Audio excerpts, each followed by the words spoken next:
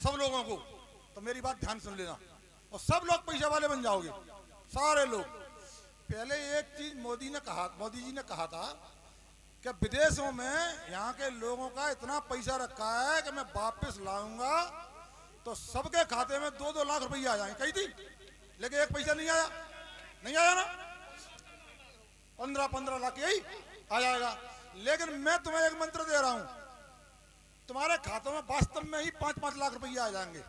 कैसे आएंगे वो तो बता रहा हूं मैं, ईमानदारी बात बता रहा हूं, झूठ नहीं बोल रहा मैं। क्या हमारे पुरखे दादा परदादा 500 सालों से मंदिरों पे चढ़ाते चले आए हैं, चले आए मंदिरों पे।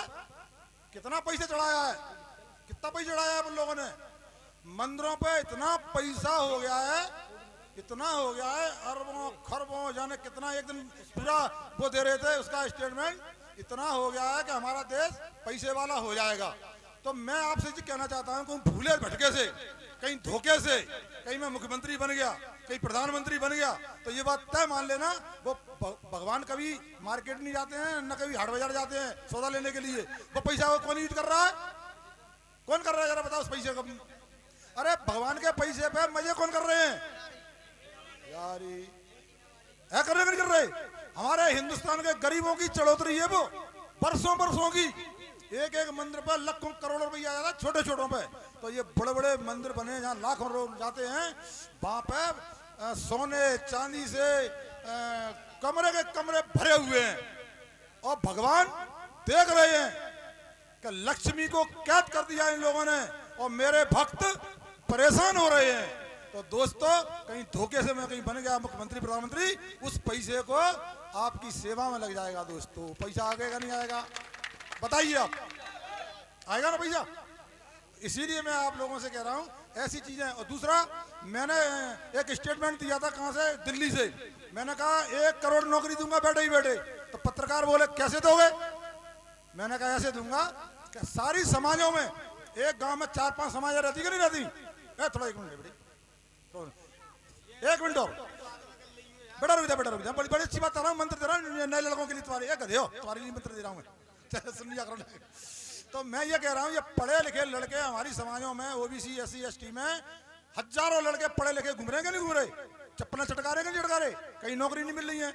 अब नौकरी क्या करनी है, तुम केवल ये पढ़े लिखे लड़के जो डिग्री पाली है, वो 6 महीने कथा का अध्ययन कर लें। कथा वाँचने जाओ, अपनी समाजों में जाओ तो हाल मिलते हैं 300-400 रुपया। ब्याह पढ़ने जाओ, हाल ही मिलते हैं 4-5 हज़ार रुपया। किसी की चोला चढ़ाने जाओ, हाल ही मिलते हैं 300-400 रुपया। और किसी कथा वाचक जाओ 50,000 1 लाख मिलते कि नहीं मिलते। और दूसरी 2 चीजें होती हैं, तुमको घर से बैठा के ले जाएंगे, छोड़ने आएंगे, और तुमको बढ़िया देसी घी में खिलाएंगे, सेवा करेंगे और दक्षिणा भी देंगे। इससे अच्छी नौकरी कोई है तो काहे नहीं कर लेते नौकरी कोई। तुम एक गांव में 4 लड़के ने अगर कर लीजिए चीज, तो हिंदुस्तान में कितने हो जाएंगे, जरा गुणा भाग लगाओ जरा, कितने करोड़ों बने। 1 करोड़ नौकरी मिलेंगी नहीं मिलेंगी। तो मुझे पत्रकार बोले ये पंगा तुमने कहां से निकाल दिया भाई साहब, तुम काहे को किसी के पेट पे लात मार रहे हो। मैंने कि इनके पेट इतने बड़े हो गए हैं, उन पर लात पड़ने की जरूरत नहीं है। इनके बेचारों के पेट छोटे हैं, सुकड़ रहे हैं, पेटों को देखो इन पे ऐसे खाली सुकड़ रही है। मैंने कि इनको थोड़ा ठीक हो जाना, चिपा जाना, खा पी के नहीं। तो इसलिए मैं लड़कों सबसे कह रहा हूँ, आपको कहीं नौकरी करने की जरूरत नहीं। जो जो वास्तव में एक गाँव में 4-4 लड़के हैं, कर लिया करो, क्यों नहीं करते तुम लोग। सीखो जरा, हाँ करो, सीखिए उसको, और सीखिए करिए। इतनी सेवा होती है उसमें, तो देख ली होगी कि कपड़े लत्ते सारी चीजें लाना ले जाना सब मिलता है, सम्मान मिलता है, और क्या चाहिए तुम लोगों ने। हो जाएगा, धन्यवाद। कितनी अच्छी चीज बताइए। और सुनो, रिश्वत भी नहीं ले रहा, बगैर पैसे के बताइए मैं तुम्हें। लो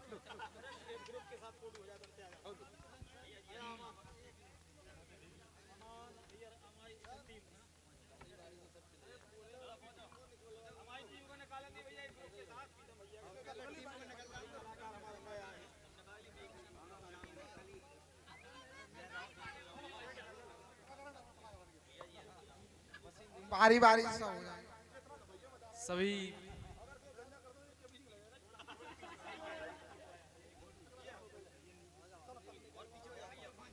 सिस्टमेटिक खड़े हो जाएं।